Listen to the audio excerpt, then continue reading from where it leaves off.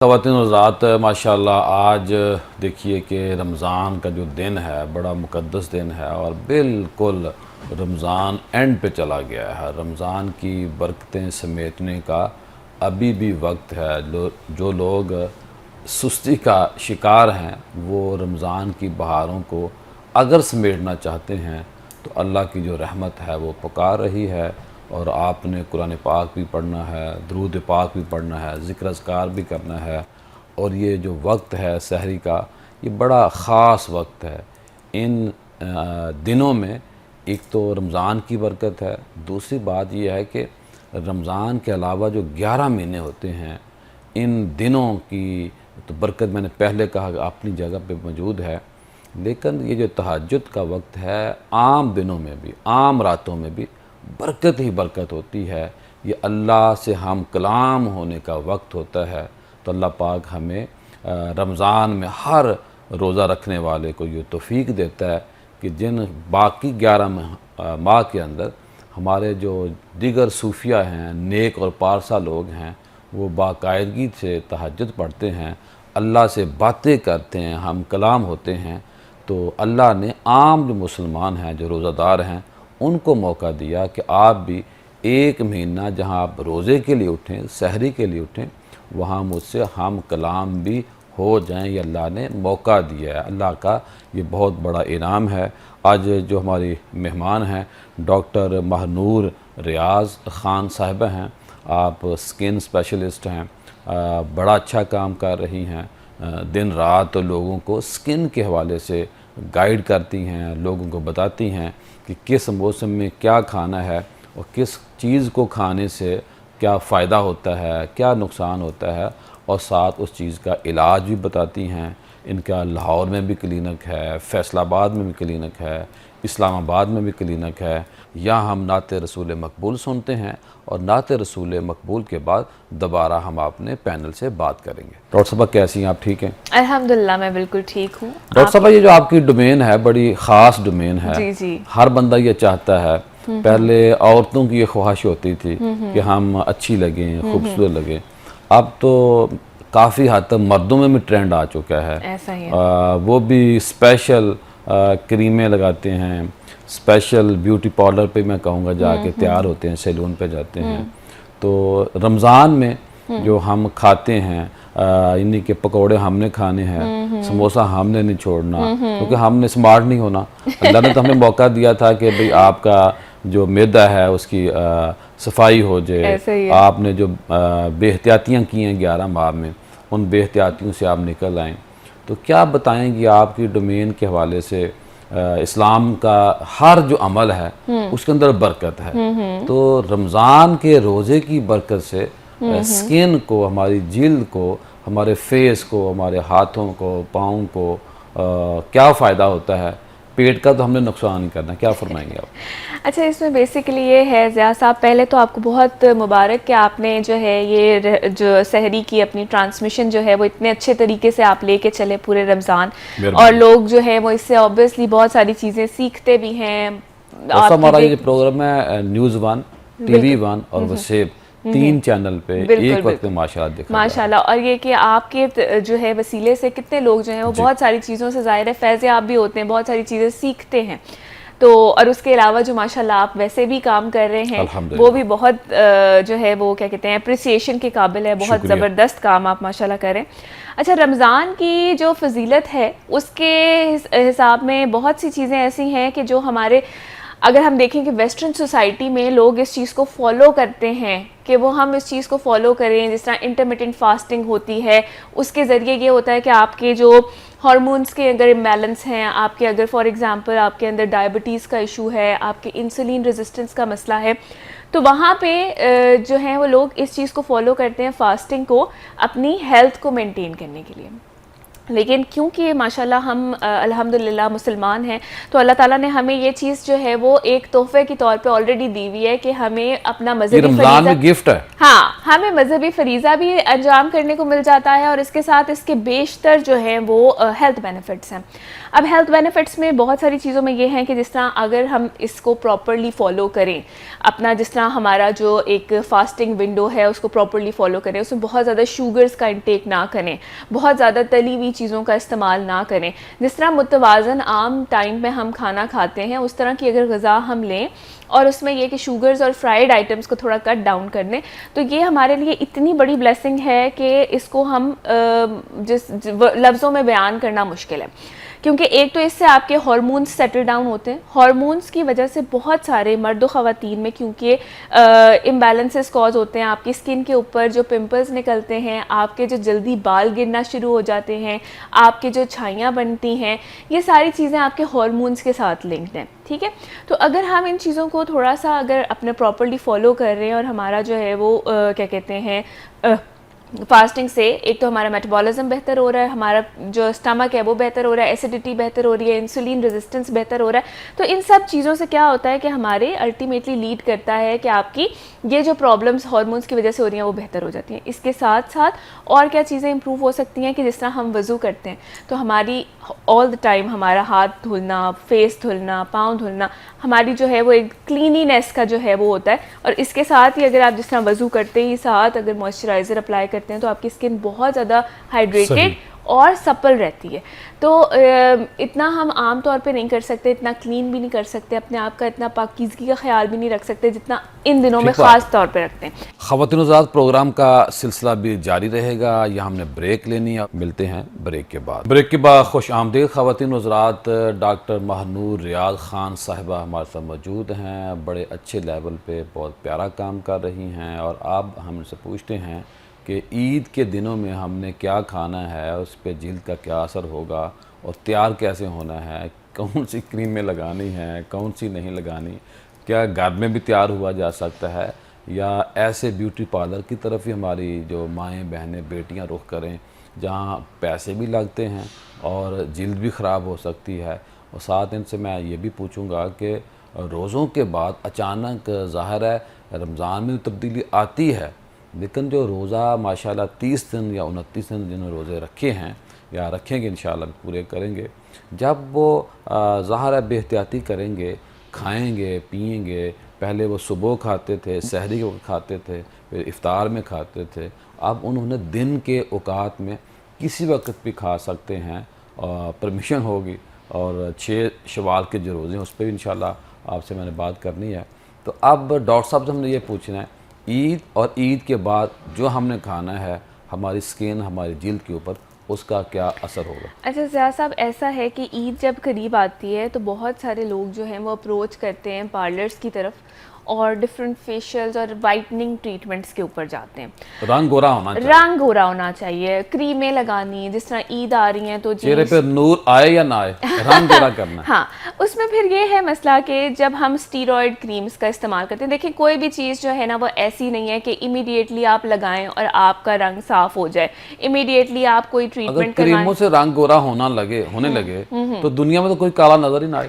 ایسا ہے کہ اب کئی ایسی کریمیں ہیں جو باہر بھی بہت حیرت انگیز طور پہ جو ہے وہ فیمس ہو چکی ہیں کہ اچھا ان سے رنگ گورا ہو جاتا ہے, لیکن یہ کہ وہ اسٹیرائڈ ہوتی ہیں, پوری دنیا میں بستے ہیں, مرکری کا اس میں جو ہے وہ زیادہ مقدار ہوتی ہے جو آپ کی جلد کے اندر اگر ابزارب ہوتی رہتی ہے تو وہ لیڈ کرتی ہے اسکن کینسر کی طرف. ٹھیک ہے, کتنا سائیڈ ایفیکٹ ہے. بالکل. اب اس میں مسئلہ کیا ہے کہ ہمیں نا ہم اس شارٹ ٹرم آؤٹ کم ہے نا اس کی طرف فوکسڈ ہوتے ہیں. ہم کہتے ہیں کہ بس امیڈیٹلی گورا کر دے. کوئی بھی چیز امیڈیٹلی گورا نہیں کر سکتی. جو بھی چیز آپ کو آپ کی رنگت سے زیادہ گورا کر رہی ہے اس کے اندر بہت سارا کیمیکل موجود ہے. ٹھیک ہے, تو ہم اگر اس کو استعمال کریں گے تو وہ آپ کو بہت زیادہ نقصان بھی دے گی, اور دوسرا یہ کہ آپ کو ایک تو آپ کی ایکسپیکٹیشن بھی چینج کر دے گی, آپ ریئلسٹک اپروچ کی طرف نہیں جاتے.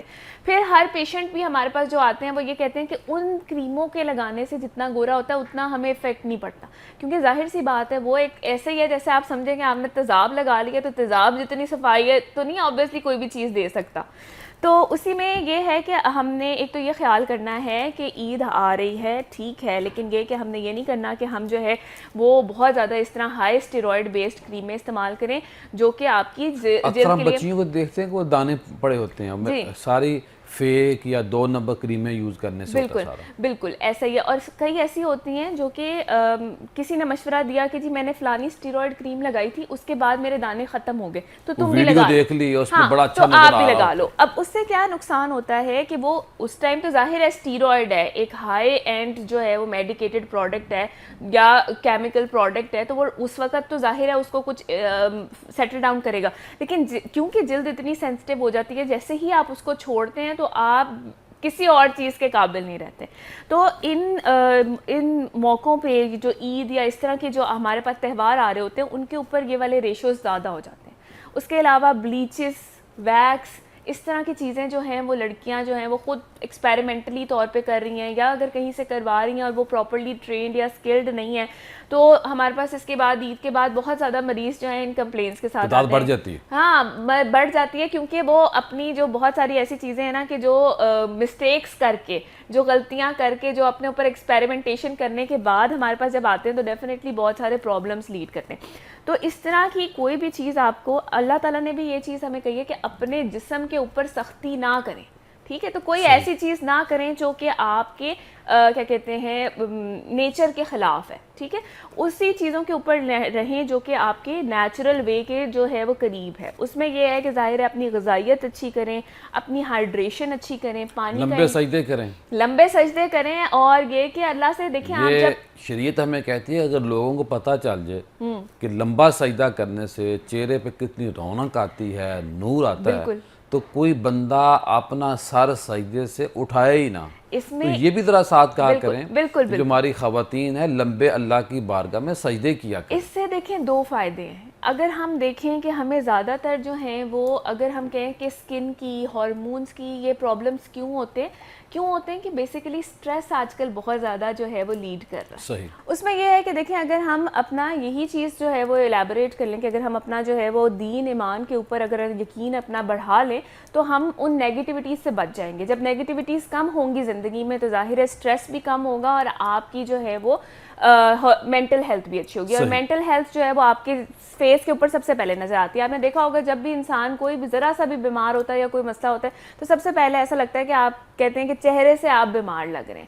تو اس کی وجہ یہی ہے کہ ہر چیز جو ہے وہ آپ کے چہرے پہ ریفلیکٹ کر رہی ہوتی ہے. آپ جتنے پازیٹیو ہوتے ہیں، جتنے خوش رہتے ہیں، جتنا اللہ کا شکر کرتے ہیں، جتنا آپ جو ہے وہ لوگوں کی چیزوں کے اندر گھسنے سے اپنے یہ بتائیے کہ آپ شاید میڈیکل کے اندر اس کا جواب نہ ہو، چہرہ گورا ہونا زیادہ ضروری ہے کہ یا چہرے کے اوپر رونق ہو؟ کئی ایسے ہم کالے رنگ کے یا ہلکے کالے رنگ کے یا گندمی گہرے گندمی رنگ کے لوگوں کو یا خواتین کو دیکھتے ہیں، وہ ان کے چہرے نور نظر آتا ہے. اور بعض چہرے ایسے ہوتے ہیں کہ رنگ بڑا گورا ہوتا ہے لیکن وہ روحانیت، وہ نورانیت نظر نہیں آتی. نہیں، اس میں ضروری یہ نہیں ہے کہ رنگ گورا ہو. اللہ تعالیٰ نے ہر بندے کو جو ہے وہ ایک ڈفرینٹ طریقے سے تخلیق کیا. ایک بندے کے اپنے بھی فیچرز جو ہیں وہ بالکل مطلب ایسا نہیں ہو سکتا کہ بالکل حرف بحرف. اگر دیکھیں آپ، اگر ایک آئی جو ہے وہ تھوڑی سی ڈیویٹڈ ہوتی ہے، دوسری تھوڑی سی ڈفرینٹ ہوتی ہے. آلدو ایسا نہیں ہوتا کہ بالکل ہمارے فنگر پرنٹس جو ہیں وہ سارے ڈفرینٹ ہیں.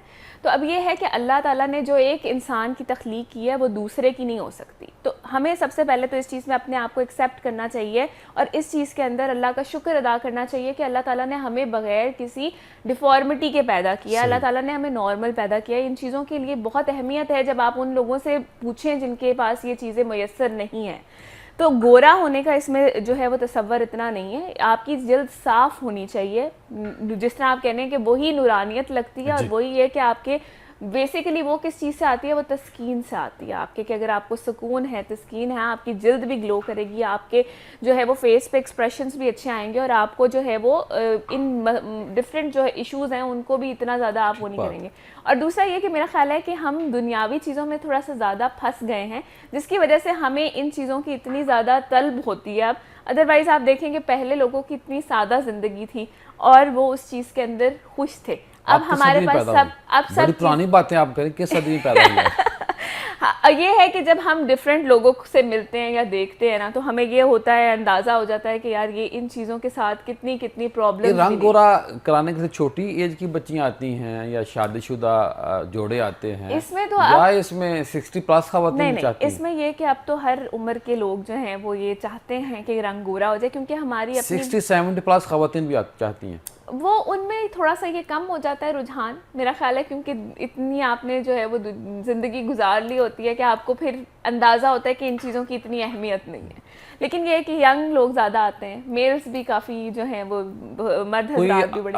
بیٹی یا بہو اپنی ساس کو یا ماں کو لے کے آئی ہو کہ بھی اس کا رنگ گورا کر دو؟ بالکل ایسا ہوتا ہے، بہت ہوتا ہے کہ آج کل یہ ہے کہ ظاہر ہے ٹرینڈز نئے آ رہے ہیں، تو یہ کہ جو مائیں پہلے اپنا اتنا خیال نہیں رکھتی تھیں، اب یہ کہ ان کی بیٹیاں اور بہو ان کو جو ہے وہ لے کے آتی ہیں کہ بھئی یہ بھی فریش لگیں، اچھی لگیں ہماری ماں. تو یہ ہے کہ یہ اب ٹرینڈ ذرا یعنی کہ بہو کی یا بیٹی کی خواہش ہوتی ہے؟ دونوں کی ہوتی ہے، لیکن یہ ہے کہ جس طرح دیکھیں اب آج کل یہ چیز تھوڑی بہتر ہو گئی ہے کہ ہماری مائیں اتنی اچھی ساسیں ہیں کہ ظاہر ہے وہ اپنی جو بہو ہیں ان کو بھی اپنی بیٹیوں کی طرح. یہ اچھی بات کی، ساتھ اب مارکیٹ میں اچھی آ رہی ہیں. ہاں پہلے سے بہتر ہے. ایسا ہی ہے، کیونکہ یہ ہے کہ انہوں نے بھی بہت ساری چیزوں کو دیکھا ہوا ہے اور اس چیز سے، لیکن یہ کہ وہ بچیوں کی طرح ہی ٹریٹ کرتی ہیں. اور اب یہ میں نے دیکھا ہے لوگوں میں بڑا رجحان ہے کہ لوگ یہ کہتے ہیں کہ ہماری بچوں کے ساتھ جیسا ہم سلوک چاہ رہے ہیں ویسا ہی ہم اگلے کے بچوں. خواتین حضرات، پروگرام کا سلسلہ بھی جاری رہے گا. یہ ہم نے بریک لینی ہے اور بریک کے بعد دوبارہ جب آپ سے ملاقات ہوگی تو اہل علم کو آج ہم نے مدعو کیا ہے، بلایا ہے، اور آج ہم نے ان سے پوچھنا ہے کہ قیامت کی بڑی نشانیاں کون کون سی ہیں، وہ کون کون سی علامات ہیں جن کے ظہور کے بعد ہمیں یہ بلیو کر لینا چاہیے کہ قیامت قریب ہے. ملتے ہیں بریک کے بعد. بریک کے بعد خوش آمدید خواتین حضرات. اب ہم نے علماء حضرات سے بات کرنی ہے، دین کی باتیں کرنی، اور آج ہمارا موضوع ہے قیامت کی بڑی نشانیاں. جب ہمارے بڑے لوگ دنیا سے گئے ہیں انہوں نے ہمیں عقل کی بڑی باتیں دی ہیں. سقراط نے ایک بار کہا تھا کہ اگر کوئی گدھا مجھے لات مارتا ہے تو کیا میں اس پر مقدمہ کروں گا، شکایت کروں گا، یا اسے واپس لات ماروں گا؟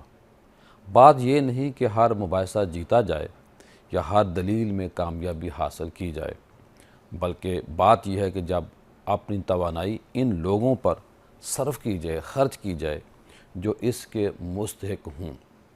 جہالت چیختی ہے جبکہ عقل خاموش رہتی ہے.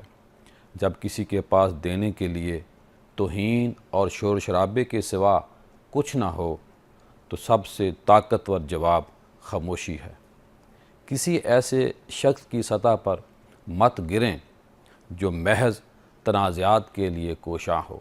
یعنی کہ ہر بندے کا جب ذہن یہ بن جائے کہ میں نے حل کی طرف نہیں جانا، میں نے لڑائی کی طرف جانا ہے، تو سقراط کہتا ہے سچی ذہانت کو خود کو ثابت کرنے کی ضرورت نہیں ہوتی، یا اپنی روشنی سے خود نمایاں ہوتی ہے.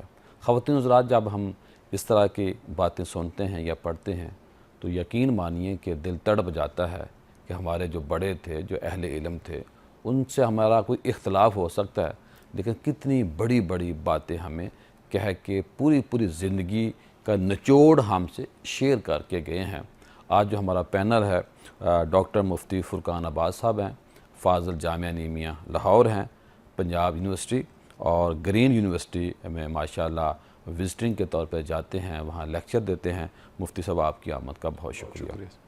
ان کے ساتھ موجود ہیں مولانا عبداللہ ثاقب قادری صاحب، آپ ناظم اعلیٰ جامعہ کریمیہ سیدیدیہ، بڑے ایکٹیو ماشاءاللہ ہمارے بھائی ہیں. دونوں ہی میرے بہت دل کے قریب ہیں، بڑا ان سے پیار والا، نیازمندی والا تعلق ہے. خواتین حضرات، آپ کے علم میں ماشاءاللہ شہر اعتکاف منہاج القرآن میں بہت بڑے پیمانے پہ 15,000 خواتین اور مرد اعتکاف پہ بیٹھے ہوئے ہیں. روزانہ کی بنیاد پر شیخ الاسلام ڈاکٹر محمد طاہر القادری صاحب ماشاءاللہ بڑے ہی پرجوش اور بڑے جوشیلے اور بڑے محبت کے انداز میں لوگوں کو گائیڈ کر رہے ہیں. 15,000 تو لوگ وہ ہیں جو سامنے بیٹھے ہوتے ہیں، بلکہ اس سے بھی میں سمجھتا تعداد بڑھتی جا رہی ہے. میں نے خود دیکھا کہ چھتوں پہ لوگ بیٹھے ہوئے ہیں، ہاسٹل بھرا ہوا ہے، اور باہر کے جو روڈ ہیں ان پہ بھی رش ہوتا ہے. اس کے علاوہ اس پروگرام کو پوری دنیا میں لائیو دیکھا جاتا ہے چینل کے ذریعے، یوٹیوب چینل کے ذریعے۔ تو رات بھی ڈاکٹر صاحب نے جو بات کی کہ عشق الہی کی حقیقت یہ ہے کہ بندہ اپنے رب سے اس قدر محبت کرے کہ اسے دنیا کی محبت یاد ہی نہ رہے، یعنی کہ اللہ کا ہو جائے۔ دوسرا انہوں نے فرمایا کہ اللہ کی جب بندہ رضا حاصل کر لیتا ہے تو یہ دنیا کی جو سہولیات بندہ سمجھتا ہے وہ کچھ نہیں ہوتی، ان کے دھوپ پانی یہ کوئی اہمیت صوفیہ کے نزدیک نہیں ہوتی، وہ ہر حال میں الحمدللہ کہتے ہیں۔ دوسرا انہوں نے فرمایا کہ جو خالص توحید یہی ہے کہ اللہ ایک ہے، اور جو خدا نخواستہ ہم نے چھوٹے چھوٹے بت یا ہم نے خوف اپنے ذہنوں میں دماغوں میں پالے ہوئے ہیں، ان خوفوں کو، ان جعلی جو چھوٹے چھوٹے، میں بہت سخت بات نہیں کرنا چاہتا، یعنی کہ ہمیں ایسے دنیاوی لالچ سے، ایسے دنیاوی خوف سے نکلنا چاہیے۔ رضا جب اللہ کی ہوگی تو پھر ہمیں چھوٹے چھوٹے جو لالچ ہوتے ہیں، جو معاملات ہوتے ہیں، اس سے نکل سکتے ہیں۔ اور ماشاءاللہ میں آپ سے کہوں گا کہ آپ اس پروگرام کو، شہر اعتکاف کو اٹینڈ کریں اگر لاہور میں موجود ہیں۔ اگر لاہور میں موجود نہیں ہیں تو پھر آپ ان کو یوٹیوب پہ یا لائیو جو ان کے سوشل میڈیا کے دیگر اکاؤنٹس ہیں وہاں ضرور دیکھیں۔ میں مفتی فرقان صاحب کی طرف جاؤں گا اور ان سے گزارش کروں گا کہ قرآن کی کچھ ایسی آیات ہم سے شیئر کریں جس میں قیامت کی بڑی نشانیوں کے حوالے سے ہمیں گائیڈ کیا گیا ہے۔ بسم اللہ الرحمن الرحیم، والصلاۃ والسلام علی رسول اللہ۔ بہت شکریہ پیر صاحب، آپ نے بڑے خاص اور اہم موضوعات کا آپ انتخاب کرتے ہیں۔ سب سے پہلی بات تو یہ ہے کہ قرآن میں اللہ رب العزت نے ہر چیز کو بیان فرما دیا ہے، اور دوسری چیز یہ ہے کہ یہ جو چیزیں قیامت کی علامات ہیں وہ ایک غیب کا معاملہ ہے، اور ہم غیب پر ایمان رکھتے ہیں۔ ہمارا ایمان ہے ہر وہ چیز جو حواس سے باہر ہو، یہ ضروری نہیں کہ ہم اس کا انکار کر دیں، اس پر بھی ایمان لانا ضروری ہے۔ اور پھر قیامت کی علامات کو جس طرح آپ نے اشارہ کیا ہے، اس کو 3 حصوں کے اندر تقسیم کیا جاتا ہے۔ ایک وہ علامات ہیں جو بالکل حضور نبی کریم صلی اللہ علیہ وآلہ وسلم کے بعثت کے ساتھ متصل ہیں، اور دوسری وہ ہیں جو درمیان کے اندر ہیں جنہیں علامات وسطیٰ کہا جاتا ہے، اور تیسری وہ علامات ہیں جو علامات کبریٰ، جو بڑی علامات ہیں، ان کو وہ کہا جاتا ہے۔ تو قرآن مجید کے اندر ان تقریباً ہر ایک کی طرف اشارہ بھی ہے، اور چند ایک علامات کو صراحت کے ساتھ بھی قرآن مجید میں بیان کیا گیا۔ قیامت کی بڑی علامات میں سے ایک علامت تو یہ ہے کہ حضور نبی کریم صلی اللہ علیہ وآلہ وسلم کی ولادت اور پھر آپ کی بعثت۔ آپ صلی اللہ علیہ وآلہ وسلم خود فرماتے ہیں کہ بعثت انا والساعۃ کہاتین، آپ نے 2 انگلیاں کی اور فرمایا جس طرح یہ دونوں انگلیاں آپس میں ساتھ ملی ہوئی ہیں، قریب قریب ہیں، میں اور قیامت اس طرح ہم دونوں کو ساتھ ساتھ جوڑا گیا ہے۔ اور قرآن مجید میں بھی اس کی طرف اشارہ کیا، چونکہ آپ نے قرآن کا ذکر چھیڑا ہے۔ فرمایا فَهَلْ يَنْظُرُونَ إِلَّا السَّاعَةَ أَن تَأْتِيَهُمْ بَغْتَةً فَقَدْ جَاءَ أَشْرَاطُهَا فَأَنَّىٰ لَهُمْ إِذَا جَاءَتْهُمْ ذِكْرَاهُمْ۔ فرمایا کیا لوگ یہ اس بات کے منتظر ہیں کہ قیامت ان کے پاس اچانک آ جائے گی؟ فرمایا نہیں، ان کے پاس اس قیامت کی کچھ علامات وہ آ چکی ہیں، اور یہ کہاں پر ہیں کہ یہ اس سے نصیحت حاصل نہیں کرتے، بے خبر ہیں اس سے، جانتے نہیں ہیں، غور نہیں کرتے۔ جی، تو یہ قیامت کی علامات وہ اللہ رب العزت نے اس میں سب سے پہلے جو چیز ذکر کی وہ حضور علیہ الصلوۃ والتسلیم، آپ کی ولادت، آپ کی بعثت، اس کو ذکر فرمایا۔ اس کے ساتھ ساتھ قرآن مجید کے اندر ایک اور بہت بڑی علامات قیامت میں سے ایک بڑی علامت کو ذکر کیا گیا، وہ ہے شق القمر کا معجزہ۔ حضور علیہ الصلوۃ والسلام نے اپنی انگلی مبارک کے اشارے سے چاند کو 2 ٹکڑے کر دیا۔ اس کا ذکر قرآن مجید میں ہے۔ فرمایا اقتربت الساعۃ وانشق القمر، قیامت قریب آ گئی اور چاند شق ہو گیا، چاند کے 2 ٹکڑے ہو گئے۔ اس کی ایک تفصیل ہے اس پورے واقعے کی، جو ظاہر بات ہے وقت نہیں ہے اس وقت یہاں پر، کہ حضور علیہ الصلوۃ والسلام سے مطالبہ کیا گیا کہ آپ چاند کو 2 ٹکڑے کر کے ہم نے آج اپنے موضوع بات کرنی۔ جی ہاں، تو اس وقت پھر یہ چاند کے 2 ٹکڑے ہونا یہ بھی قیامت کی ایک علامت ہے۔ اس کے ساتھ ساتھ حضرت سیدنا عیسیٰ ابن مریم علیہ السلام، ان کا نزول یہ بھی قیامت کی ایک علامت ہے۔ ہمارا نظریہ ہے کہ اللہ تعالیٰ نے ان کو زندہ آسمانوں پر اٹھا لیا ہے، قیامت کے قریب پھر وہ زمین پر دوبارہ تشریف لائیں گے، اور اس کا ذکر بھی قرآن مجید کے اندر ہے۔ فرمایا وَإِن مِّنْ أَهْلِ الْكِتَابِ إِلَّا لَيُؤْمِنَنَّ بِهِ قَبْلَ مَوْتِهِ، اور فرمایا کہ جتنے بھی اہل کتاب ہیں یہ حضرت عیسیٰ علیہ السلام کے انتقال سے پہلے، ان کی وفات سے پہلے یہ سب ایمان لائیں گے۔ اس وقت جتنے بھی موجود ہوں گے اہل کتاب وہ سب مومن ہوں گے اور وہ ایمان لائیں گے۔ اس کے اندر اشارہ ہے کہ عیسیٰ علیہ السلام وہ قیامت کے قریب زمین پر تشریف لائیں گے۔ احادیث میں تو اس کی صراحت ہے، تفصیل ہے، لیکن یہاں پر قرآن مجید میں سے ایک ہم نے آیت پیش کر دی، اور بھی آیات ہیں۔ اسی طرح یاجوج ماجوج کا نکلنا، یہ قیامت کے قریب ایک آنے والی بڑی علامت ہے، اس کا ذکر بھی قرآن مجید میں ہے، سورہ کہف کے اندر۔ ذوالقرنین ہے، ان سے قوم نے کہا کہ یہ ایک بڑی سخت قسم کی قوم ہے، ان کے درمیان اور ہمارے درمیان کوئی آڑ بنا دیں، پردہ بنا دیں کہ یہاں پر حملہ نہ کر سکے۔ انہوں نے بڑی پختہ ایک دیوار اس کو قائم کر دیا اور کہا فَإِذَا جَاءَ وَعْدُ رَبِّي جَعَلَهُ دَكَّا وَكَانَ وَعْدُ رَبِّي حَقًّا، فرمایا کہ جب میرے رب کا وعدہ آ جائے گا، یہ جو دیوار ہے یہ دیوار پاش پاش ہو جائے گی۔ جناب عبداللہ ثاقب صاحب یہ کیا وہاں پر فرمائیں گے نکلا۔ احادیث کی روشنی میں آج کے موضوع کے حوالے سے؟ بسم اللہ الرحمن الرحیم، والصلاة والسلام علی سید المرسلین۔ بہت شکریہ قبلہ پیر صاحب، جیسے ابھی قبلہ ڈاکٹر صاحب فرما رہے تھے قرآن مجید سے، اسی طرح احادیث نبویہ میں جب ہم دیکھتے ہیں تو صحیح مسلم شریف میں حضور نبی رحمت صلی اللہ تعالیٰ علیہ وسلم نے جو قیامت کی بڑی نشانیاں بیان فرمائیں وہ 10 کے قریب ہیں۔ ان 10 نشانیوں کو قیامت کی بڑی نشانیاں علماء نے متفقہ طور پہ قرار دیا۔ ان میں سے سب سے پہلی نشانی جو بیان کی گئی وہ ہے دجال کا خروج، اور اس کے بعد دوسری نشانی بیان کی گئی حضرت عیسیٰ علیہ السلام کا دوبارہ دنیا میں تشریف فرما ہونا، اور تیسری نشانی جو ہے وہ پھر یاجوج ماجوج جو ہیں، جس کی طرف ابھی قبلہ ڈاکٹر صاحب نے سورہ کہف کی آیات کی روشنی میں فرمایا، ان کا نکلنا ہے۔ پھر اس کے بعد چوتھی نشانی رسول رحمت صلی اللہ علیہ وسلم نے فرمایا زمین 3 جگہ سے دھنس جائے گی، ایک مشرق سے، دوسرا مغرب سے، اور تیسرا جو ہے وہ جزیرہ عرب سے۔ اور پھر ایک نشانی کے طور پہ فرمایا ایک دھواں، عظیم دھواں جو ہے وہ ایک جنریٹ ہوگا، جو قیامت کی نشانیوں میں سے ایک بڑی نشانی کے طور پہ ہوگا۔ اور پھر سب سے بڑی نشانی کے طور پہ رسول رحمت صلی اللہ علیہ وسلم نے فرمایا کہ سورج جو ہے وہ مغرب سے طلوع ہوگا مشرق کی بجائے، یعنی اس کا جو انداز ہے آنے جانے کا، اس میں تبدیلی ہو جائے گی یکسر، اور جہاں غروب ہونے کا اس کا مقام ہے وہاں سے وہ قیامت کے قریب جو ہے اس کا طلوع ہونا، یہ بڑی نشانیوں میں سے ہے۔ پھر اسی طرح دابۃ الارض، رسول رحمت صلی اللہ علیہ وسلم نے فرمایا کہ ایک جانور ہے، یہ ظاہر ہوگا قرب قیامت، اور یہ قیامت کی بڑی نشانیوں میں سے ایک بڑی نشانی ہے۔ اور اسی طرح رسول رحمت صلی اللہ علیہ وسلم نے فرمایا کہ ایک آگ نکلے گی جو بڑی عظیم آگ ہوگی، بہت بڑی آگ ہوگی، جو لوگوں کو میدان حشر کی طرف لے کے آئے گی۔ آگ جو ہے ان کو اس طرف دھکیلے گی، اور ان کے پیچھے جی جیسے جانوروں کو ہم کرتے ہیں ویسے انسانوں کو دھکیل کے میدان حشر کی طرف لے کے آئے گی۔ یہ وہ علامات ہیں 10 جو بڑی علامات بیان۔ اس کے علاوہ جو چھوٹی پیچھے ہوگی، لوگ آگے آگ سے ڈر کے بھاگ رہے ہوں گے، اور ان کی سمت جو ہے وہ میدان حشر کی طرف ہوگی، یعنی آگ ان کو ایسا گھیر کے لائے گی کہ کوئی اور جگہ نہیں بچے گی سوائے میدان حشر میں جمع ہونے کے۔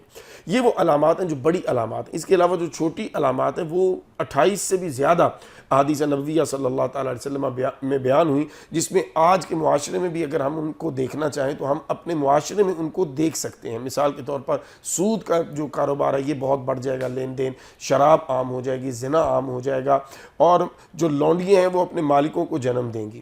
یہ حدیث مبارکہ پہ کلام کرتے ہوئے علامہ ابن حجر رحمۃ اللہ تعالیٰ نے فرمایا کہ اس کا یہ ہے کہ اولاد نافرمان ہو جائے گی، اپنے ماں باپ کو آنکھیں دکھانا شروع کر دے گی، اور ماں باپ کو ایسے ٹریٹ کرے گی جیسے ملازم اپنے جو ہے وہ اپنے ملازموں کو ٹریٹ کیا جاتا ہے، یعنی جو ایک سٹیٹس ماں باپ کا قرآن نے دیا ہے اس سٹیٹس سے ان کو نیچے لے آئیں گے۔ اور آج ہم دیکھتے ہیں ہمارے معاشرے میں بہت سے بد نصیب ایسے پائے جاتے ہیں جو اپنے ماں باپ کو وہ مقام و حیثیت نہیں دیتے، بد نصیب لوگ۔ پھر قرب قیامت کی نشانیوں میں سے ایک نشانی یہ بھی بیان کی گئی کہ انسان جو ہے وہ اپنی بیوی کی بات مانے گا، اپنی ماں کی بات جو ہے اس کو جھٹلا دے گا، اسے نہیں مانے گا، ماں کی نافرمانی کرے گا، ماں پر بیوی کو ترجیح دے گا۔ اور اسی طرح یہ جو علامات بیان کی گئی ان میں سے وہ علامتیں ہیں جو پوری ہو چکی ہیں، اور بعض علامتیں وہ ہیں جو قرب قیامت ظاہر ہونی ہے، اور ان کے بعد پھر قیامت جو ہے آنی ہے۔ اور مین بات وہی ہے جس کی طرف قبلہ مفتی صاحب نے ڈاکٹر صاحب نے اشارہ فرمایا کہ رسول رحمت صلی اللہ علیہ وسلم کی جو بعثت ہے یہ سب سے بڑی دلیل اور نشانی ہے کہ اب کچھ نہیں اور سوائے قیامت کے۔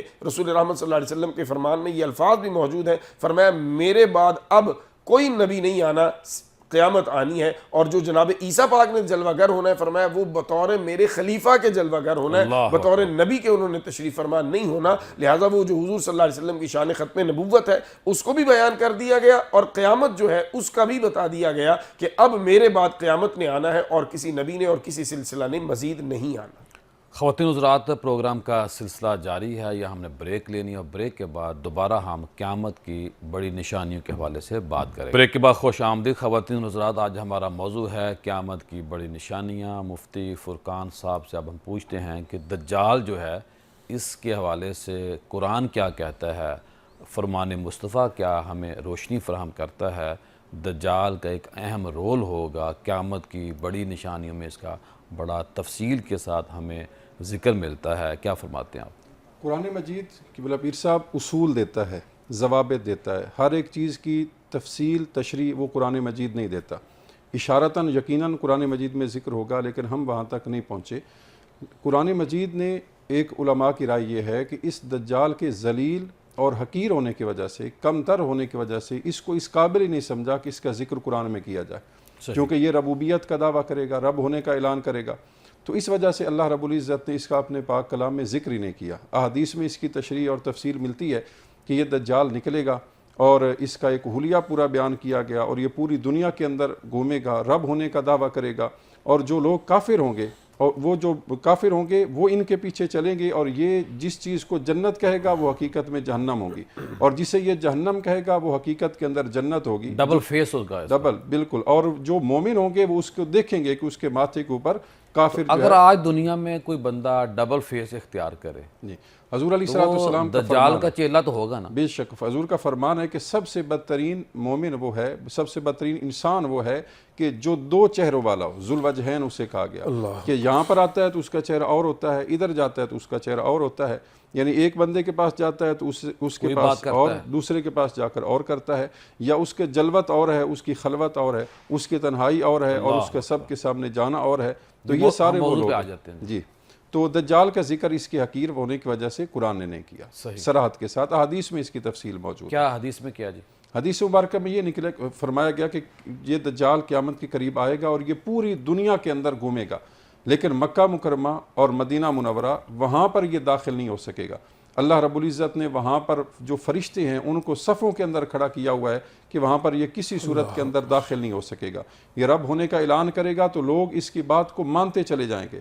یہ جس طرح اپنی زبان سے کہے گا، جو بات کرے گا وہی بات ہو جائے گی، اور لوگ سمجھیں گے کہ یہی رب ہے، اور علیاذ باللہ وہ اس کے پیچھے وہ چلتے چلے جائیں گے. اتنے ہم خدا نہ خاصہ وہ سادہ لوگ ہوں گے، اور جس طرح آج بھی میں سمجھتا ہوں کہ ہمیں کسی دوسرے کی بات میں عام نہیں جانا چاہیے، حضور علیہ بات کی السلام تصدیق کرنی چاہیے. جن فتنوں سے پناہ مانگی ہے ان میں سے ایک فتنہ یہ مسیح دجال کا. اللہ. جی مفتی اپنا عبداللہ صاحب کیا فرمائیں گے حضرت عیسیٰ علیہ السلام کے بارے میں بتائیں آپ. حضرت ابو ہریرہ رضی اللہ تعالیٰ عنہ راوی ہیں، کثیر احادیث مبارکہ میں رسول رحمت صلی اللہ تعالیٰ علیہ وسلم نے عیسیٰ علیہ السلام کا قرب قیامت نزول جو ہے اس کو بیان فرمایا ہے. آپ جو ہیں وہ دمشق میں مشرق کی جانب آپ نازل ہوں گے سفید مینار پر، اور جب آپ تشریف لائیں گے تو آپ نے دو فرشتوں کے بازوؤں کے اوپر اپنے مبارک ہاتھ رکھے ہوں گے، اور جب آپ تشریف لائیں گے تو آپ کی پیشانی مبارک سے پسینے کے قطرے گر رہے ہوں گے، اور آپ کا رنگ جو ہے وہ سرخ و سفید ہوگا. اور آپ جب تشریف لائیں گے تو نماز فجر کا وقت ہوگا، اور امامت کے لیے جناب امام مہدی جو ہیں وہ مصلی پہ تشریف فرما ہوں گے. اور جب آپ تشریف لائیں گے تو لوگ عرض کریں گے کہ اے روح اللہ آپ تشریف لائیں اور آپ نماز پڑھائیں، تو آپ فرمائیں گے حضرت امام مہدی کی پشت پہ ہاتھ رکھ کے کہ نہیں، آپ ہی ان کی امامت فرمائیں، میں آپ کی امامت میں نماز پڑھوں گا. اور اس کی طرف حضرت ابو ہریرہ رضی اللہ تعالیٰ راوی ہیں، رسول رحمت صلی اللہ تعالیٰ علیہ وسلم نے فرمایا اس وقت تمہاری خوشی کا کیا عالم ہوگا کہ جب حضرت عیسیٰ علیہ السلام تشریف لائیں گے اور تمہارا امام تم ہی میں سے ہوگا. حضرت عیسیٰ علیہ السلام پھر 40 برس زمین پر دوبارہ بسر فرمائیں گے، دجال کو آپ قتل فرمائیں گے اپنے ہاتھوں سے، یاجوج ماجوج جو ہیں یہ ان کے سامنے ہلاک ہوں گے، اور اس کے بعد 40 برس آپ اس دنیا میں بسر کرنے کے بعد دنیا سے جب تشریف لے کے جائیں گے، پھر امام مہدی جو ہیں وہ آپ کی جو نماز ہے وہ ادا کریں گے، اور پھر روضہ رسول میں رسول رحمت صلی اللہ علیہ وسلم کے قرب میں جگہ مقام موجود ہے جہاں جناب حضرت عیسیٰ علیہ السلام جو ہے ان کو وہاں پہ دفنا دیا جائے گا. تو یہ جناب عیسیٰ علیہ السلام کا جو نازل ہونا ہے یہ برحق ہے، لیکن میں نے جیسے پہلے عرض کیا کہ یہ بطور خلیفہ رسول رحمت صلی اللہ تعالی وسلم کے نازل ہوں گے. اور اس امت کی شان دیکھیے، رسول رحمت صلی اللہ تعالی علیہ وسلم کی اور آپ کی اولاد کی شان دیکھیے کہ اللہ تعالیٰ اس وقت بھی منصب امامت جو ہے وہ رسول رحمت صلی اللہ علیہ وسلم کی اولاد اور امت مسلمہ کے پاس ہی ہوگا. یہ اس بات کی مزید تقویت دیتا ہے اس کو کہ حضور جان رحمت صلی اللہ علیہ وسلم جو ہیں یہ آخری نبی ہیں، اور آپ کی امت کو اللہ نے بڑی عزت اور بڑا مقام عطا فرمایا. اور جو مفتی صاحب کی اللہ نے پہلے فرمایا تھا کہ جو مومن ہوگا قبلہ پیر صاحب اس کو اللہ تعالیٰ ہر فتنے سے محفوظ رکھے گا۔ ہائے، ایمان بہت بڑی اللہ کی نعمت ہے، اور ایمان کی حفاظت کی ہمیں فکر کرنی چاہیے۔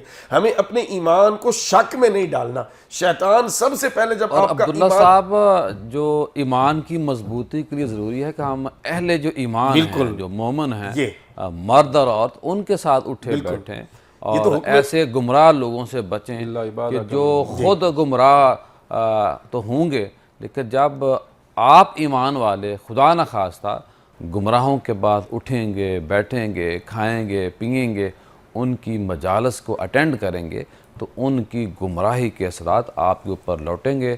یا ہم نعت رسول مقبول سنتے ہیں، اور نعت رسول مقبول کے بعد دوبارہ ہم اپنے پینل سے بات کریں۔ بریک کے بعد خوش آمدید خواتین حضرات۔ آج ہمارا موضوع ہے قیامت کی بڑی نشانیاں، اور سب سے قیامت کی بڑی نشانیوں میں سے ہمیں یہ بھی دیکھنا چاہیے کہ کہیں میں جو زندگی بسر کر رہا ہوں اس کے اندر تو کوئی ایسی خامی، ایسی کوتاہی میں جان بوجھ کے تو نہیں کر رہا۔ یعنی کہ سب سے پہلے ہم نے اپنے آپ کو ٹھیک کرنا ہے۔ یہ پروگرام کرنا یا چھوٹی قیامت کی علامات کا ذکر کرنا یا جان لینا یہ ناکافی ہے۔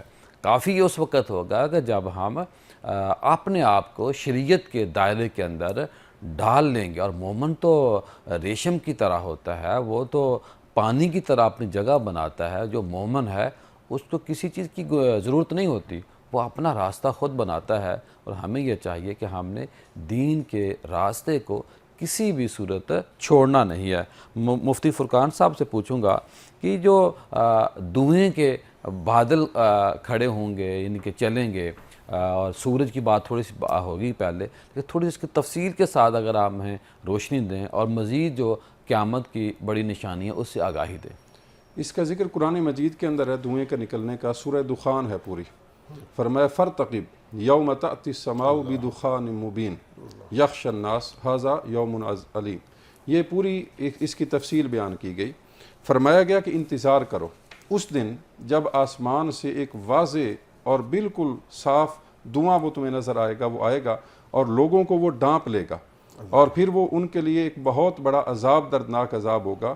اور پھر وہ دھواں ان کو، جس طرح علامہ صاحب بیان فرما رہے تھے، کہ ان کو سب کو ان کو کھینچ کر اور ان کے پیچھے لگ کر اور انہیں ہانک کر انہیں میدان محشر کی طرف انہیں لے کر جائے گا۔ تو یہ دھویں کا ظاہر ہونا، دھویں کا آنا، یہ علامات قیامت میں سے ایک مکہ مکرمہ مدینہ منورہ کی کیا کیفیت ہوگی؟ یہ جس طرح پہلے ہم نے ذکر کیا کہ اللہ رب العزت وہاں پر جس طرح دجال سے اس سرزمین کو محفوظ رکھے گا، اسی طرح جتنے بھی اور فتنے آئیں گے اللہ تعالیٰ ان سے بھی اس سرزمین کو محفوظ رکھے گا۔ اس کے ساتھ ساتھ سور کا پھونکا جانا، یہ بھی ایک علامات قیامت میں سے بہت بڑی علامت ہے۔ اس کا ذکر قرآن مجید میں تقریباً 10 صورتوں میں آیا ہے کہ قیامت سے پہلے سور پھونکا جائے گا۔ حضرت اسرافیل علیہ السلام ہیں، ان کے بارے میں آتا ہے حدیث میں کہ سور وہ پھونکیں گے۔ قرآن مجید میں اس کا ذکر کیا وَنُفِخَ فِي الصُّورِ فَصَعِقَ مَنْ فِي السَّمَاوَاتِ وَمَنْ فِي الْأَرْضِ، کہ جب سور پھونکا جائے گا تو آسمان و زمین میں جو چیز بھی ہوگی وہ ایک بار تو دہل جائے گی، کانپ جائے گی، اس طرح کی کیفیت بن جائے گی۔ تو یہ سور پھونکا جانا یہ بھی علامات، اور اس سور سے ہر ایک چیز بالکل ایک بار ختم ہو جائے گی۔ پھر دوبارہ جب سور پھونکا جائے گا ثم نفخ فیہ، پھر جب دوبارہ اس میں سور پھونکا جائے گا تو پھر ہر ایک چیز وہ کھڑی ہو جائے گی، اور اس کو اللہ تعالیٰ دوبارہ قیامت کے لیے وہ جمع فرما دے گا۔ تو یہ سور کا پھونکا جانا یہ بھی ایک بہت بڑی علامات قیامت میں سے ایک علامت ہے۔ اسی طرح ایک اور علامت کا ذکر کیا گیا کہ جو حرم ہے مدینہ منورہ مکہ مکرمہ، اس کے آس پاس بارشیں بہت زیادہ ہوں گی، سبزہ ہو جائے گا، اور مدینہ منورہ یہ ویران ہو جائے گا۔ یہ علامات قیامت میں سے ایک علامت ہے۔ حضور علیہ السلام فرماتے ہیں کچھ لوگ یمن سے آئیں گے، وہ ان کو بتائیں گے کہ یمن میں تو بڑی سرسبزی آ گئی ہے، شادابی آ گئی، وہاں پر دولت بہت زیادہ ہے، وہاں پر آسانیاں بہت زیادہ ہیں، تو چلو ہم سب یمن چلتے ہیں۔ وہ اپنے اہل و عیال کو، اپنے رشتہ داروں کو لیں گے اور لے کر وہ یمن چلے جائیں گے۔ مکہ مدینہ کے لوگ مدینہ کو چھوڑ دیں گے۔ حضور علیہ السلام نے فرمایا صرف مدینہ کے یا مکہ کے؟ دونوں مدینہ، حدیث مبارکہ میں مدینہ کا ذکر ہے۔ فرمایا وَالْمَدِينَةُ خَيْرٌ لَهُمْ لَوْ كَانُوا يَعْلَمُونَ، اگر ان لوگوں کو علم ہوتا تو مدینہ ان کے لیے بہتر تھا۔ اور پھر اسی حدیث میں حضور علیہ السلام فرماتے ہیں کہ پھر لوگ سنیں گے کہ شام کے اندر بہت زیادہ وہاں پر سبزہ ہے اور شادابی ہے۔ صوفیہ نے بعض نے تو مدینہ چھوڑا ہی نہیں ہے، جی نہیں چھوڑا، موت ادھر ہی آئے۔ جی ادھر ہی، جس حضرت امام مالک رحمۃ اللہ تعالیٰ علیہ ان کے بارے میں آتا ہے۔ تو پھر وہ لوگ شام کی طرف نکل پڑیں گے اپنے سب اہل و عیال کو لے کر۔ تو حضور علیہ الصلوۃ والسلام نے ان کے بارے میں بھی فرمایا کہ والمدینہ تو خیر اللہم لو کانوا یعلمون، مدینہ ان کے لیے بہتر ہے اگر وہ جانتے ہوتے۔ پھر اسی طرح عراق کے بارے میں بتایا، لوگ سنیں گے عراق میں بہت کچھ ہے، وہ مدینہ سے نکلیں گے سب کو لے کر اور عراق پہنچ جائیں گے، فرمایا مدینہ ان کے لیے بہتر تھا اگر یہ جانتے ہوتے تو۔ پھر حضور علیہ الصلوۃ والسلام آپ کے پاس ایک آدمی آیا، اتنے لالچ میں آ جائیں گے مدینہ کے جو رہائش لوگ، مادیت پرستی، اس کو کہیں مادیت پرستی کے پیچھے وہ ہر چیز چھوڑ دیں گے، یہاں تک ایک روایت میں آتا ہے کہ 40 سال تک مدینہ منورہ ویران رہے گا، وہاں پر صرف درندے ہوں گے، درندوں کے سوا وہاں پر کوئی نہیں ہوگا۔ اور فرمایا کہ یہ مدینہ ایک بھٹی کی طرح ہے، جس طرح بھٹی ہوتی ہے تو بھٹی کا کام ہوتا ہے کہ وہ لوہے کو ہر طرح کے جو میل کچیل ہے اس لوہے سے وہ ختم کر دیتی ہے، تو یہ مدینہ جو ہے یہ ہر منافق کو اپنے اندر سے نکال کر باہر پھینک دے گا۔ حضور علیہ الصلوۃ والسلام کے پاس ایک آدمی آیا، اس نے کہا حضور میں یہاں پر رہتا ہوں، میری طبیعت نہیں ٹھیک ہوتی، میں یہاں پر بیمار ہو جاتا ہوں، ایک دن بھی دوسرے دن بھی، پھر پتہ چلا کہ وہ مدینہ چھوڑ کر چلا گیا۔ تو حضور علیہ الصلوۃ والسلام نے فرمایا یہ مدینہ بھٹی کی طرح ہے کہ یہ اپنے اندر سے جو بھی میل کچیل ہوتی ہے اسے یہ نکال کر باہر پھینک دیتا ہے، صرف جو منافق مدینے میں رہ نہیں سکتا، خالص چیز ہے اللہ تعالیٰ اسے مدینہ میں رکھتا ہے۔ جناب عبداللہ صاحب کیا فرمائیں گے آج کے موضوع کے بارے مزید آپ؟ جی بالکل قبلہ پیر صاحب، جس طرح ابھی قبلہ ڈاکٹر صاحب فرما رہے تھے کہ قرب قیامت جو دجال ہے یہ مکہ مدینہ میں داخل نہیں ہو سکے گا، لیکن جس طرح ابھی آپ نے آخری بات فرمائی کہ مدینہ پاک خود پھینک دے گا باہر منافقین کو اور وہ آ کے دجال کے اس گروہ میں شامل ہو جائیں گے، اور مدینہ پاک میں جو لوگ رہ جائیں گے وہ خالص لوگ رہ جائیں گے، جیسے سمندر گند کو باہر پھینک، جی بالکل، صاحبان ایمان صرف رہ جائیں گے۔ اور پھر اسی طرح یاجوج ماجوج جو ہیں ان کا خروج جو ہے یہ قیامت کی بڑی نشانیوں میں سے، سورہ کہف میں ان ڈیٹیل اس کو ذکر کیا گیا، قالوا یا ذا القرنین ان یاجوج و ماجوج، یہ 94 سے لے کے 99 تک یہ جو 5-6 آیات ہیں ان میں تفصیل کے ساتھ اللہ رب العزت نے یاجوج ماجوج کا ذکر کیا۔ یہ حضرت نوح علیہ السلام کے بیٹے یافس کی اولاد سے ہیں اور یہ بڑے شریر طبع تھے۔ حضرت ذوالقرنین نے اس قوم کے کہنے پر آپ نے فرمایا وسائل میرے پاس ہیں لیکن جو ہیومن ریسورس ہے وہ تم پرووائڈ کرو، میرے ساتھ کام کرو اور اس کو بلڈ کر دیتے ہیں۔ وہ دیوار بن گئی۔ جامع سنن ترمذی شریف کی حدیث ہے، رسول رحمت صلی اللہ تعالیٰ علیہ وسلم نے فرمایا وہ روزانہ اس دیوار کو کریدتے ہیں اور دیوار کو توڑنے کی کوشش کرتے ہیں، اور شام کے ٹائم تک جب وہ توڑ لیتے ہیں جتنی ان میں ہمت ہوتی ہے تو ان کا سردار انہیں کہتا ہے کہ چلو کل اب یہاں سے کل کام کریں گے، مزید آ جاؤ۔ وہ واپس چلے جاتے ہیں اور دیوار اللہ تعالیٰ پھر اپنی قدرت سے رات میں ٹھیک فرما دیتا ہے، پھر اگلے دن آتے ہیں۔ پھر فرمایا جب قیامت قریب ہوگی اور اللہ تعالیٰ اس دیوار کو گرانا چاہے گا اور انہیں ظاہر فرمانا چاہے گا تو پھر اس دن ان کا سردار کہے گا کہ انشاءاللہ کل ہم آ کے یہاں سے کام شروع کریں گے۔ وہ دیوار اسی حالت میں رہے گی، نیکسٹ ڈے وہ آئیں گے اور اس کو توڑ کے وہ باہر نکل آئیں گے اور اس کثیر تعداد میں نکلیں گے۔ رسول رحمت صلی اللہ علیہ وسلم نے فرمایا جس طرح پانی ایک دوسرے کے اوپر آ رہا ہوتا ہے، اس کثیر تعداد کے ساتھ وہ ہر اونچائی سے نیچے، پانی کی لہروں کی طرح، جی پانی کی لہروں کی ہر اونچائی سے نیچے کی طرف اترتے ہوئے نظر آئیں گے اور وہ زمین پہ پھیل جائیں گے اور انسانوں کو جانوروں کو ختم کر دیں گے، اور پھر وہ آسمان کی طرف تیر برسائیں گے کہ اب ہم آسمان کی مخلوق کو جو ہے وہ مارتے ہیں۔ پھر جناب عیسیٰ علیہ السلام اور آپ کے ساتھ جتنے لوگ ہوں گے ایمان والے وہ دعا کریں گے اللہ کی بارگاہ میں، اللہ تعالیٰ پھر ان کی گردنوں میں کیڑے پیدا کر دے گا جس سے ان کی اچانک سے موت ہو جائے گی، سب مر جائیں گے۔ جناب عیسیٰ علیہ السلام جب ان مسلمانوں کے ساتھ باہر تشریف لائیں گے تو بدبو پھیلی ہوگی، تعفن اٹھ رہا ہوگا، پھر وہ اللہ کی بارگاہ میں ہاتھ اٹھائیں گے، یا اللہ اس بدبو سے ہماری جان چھڑا، تو ایک عجیب الخلقت قسم کا پرندہ آئے گا، پرندے آئیں گے جو ان کی لاشوں کو اٹھائیں گے اور جہاں اللہ جائے گا وہاں ڈمپ کر دیں گے، وہاں ان کو پھینک دیں گے اور پھر اللہ بارش عطا فرمائے گا، چھوٹے پرندے آئیں گے، جی پھر اللہ بارش عطا فرمائے گا جو دھو کے رکھ دے گی اور وہ بدبو اور وہ گندگی جو ہے وہ ختم ہو جائے گی، اور اس طرح یہ فتنے جو ہیں ایک ایک کر کے اپنی موت مرتے چلے جائیں گے اور پھر آخر میں خالص لوگ رہ جائیں گے اور جناب عیسیٰ علیہ السلام کا وصال با کمال ہوگا اور جناب امام مہدی ان کا جنازہ اور پھر روضہ رسول میں ان کی تدفین ہوگی۔ تو یہ قیامت کا ایک منظر ہے جس کو قرآن کریم، قیامت کے منکر ہیں یا منکر اس وقت ہوں گے ان کے بارے میں بتائیں آپ۔ ان کے بارے میں تو قرآن کریم نے بڑی سخت وعید بیان کی ہے نا جی، وَيْلٌ يَوْمَئِذٍ لِّلْمُكَذِّبِينَ الَّذِينَ يُكَذِّبُونَ بِيَوْمِ الدِّينِ وَمَا يُكَذِّبُ بِهِ إِلَّا كُلُّ مُعْتَدٍ أَثِيمٍ۔ اللہ کی بارگاہ میں انہیں کھڑا کیا جائے گا، اللہ فرمائے گا یہ دن تھا جس کو تم انکار کرتے تھے، جھٹلاتے تھے، اب بتاؤ تمہارے پاس کیا بچا، کیا جواز رہ گیا؟ تو اس وقت سب سے بری حالت جو ہوگی قبلہ پیر صاحب قیامت کے دن وہ منکرین قیامت کی ہوگی، جو اپنی آنکھوں کے سامنے یہ سارے منظر دیکھ رہے ہوں گے جنہیں اللہ کے قرآن نے بیان کیا، جنہیں رسول رحمت صلی اللہ علیہ وسلم کے فرامین نے بیان کیا ہے۔ یہ تو ہماری خوش بختی ہے کہ ہمیں اللہ نے ایمان کا نور عطا کیا ہے اور ایمان بالغیب غیب جو ہے یہ ہمارے ایمان کی بنیاد ہے. جو عقل کو بیچ میں لاتے ہیں وہ ہمیشہ ٹھوکر کھاتے ہیں. اس لیے اقبال علیہ الرحمہ نے فرمایا تھا نا، گزر جا عقل سے آگے، یہ نور چراغ راہ تو ہے منزل نہیں. کیونکہ جو اپنی عقل کو منزل سمجھ لیتا ہے وہ پھر قرآن کا بھی انکار کرتا ہے، وہ پھر حدیث کا بھی انکار کرتا ہے، وہ ہر چیز کو اپنی عقل پہ تولنے کی کوشش کرتا ہے. جو میری عقل میں آ جائے وہ تو ٹھیک ہے، جو میری عقل میں نہ آئے وہ ٹھیک نہیں ہے. لیکن ایمان والا ایسا نہیں کرتا. ایمان والا یہ دیکھتا ہے کہ میرے رب کی طرف سے ہے، آمنا، میں اس پر ایمان لاتا ہوں، مجھے سمجھ آئے یا نہ آئے. تو منکرین قیامت اس دن قبلہ پیر صاحب اتنے برے حالات میں ہوں گے کہ ان کو موت مانگیں گے لیکن موت نہیں آئے گی، اور وہ اس اذیت اور اس کرب اور اس تکلیف میں ہوں گے کہ جس تکلیف سے نجات مانگیں گے لیکن ان پر رحم نہیں کیا جائے گا اور انہیں اس سے نجات نہیں دی جائے گی. جی فرقان صاحب آخر میں کچھ فرمائیں آپ.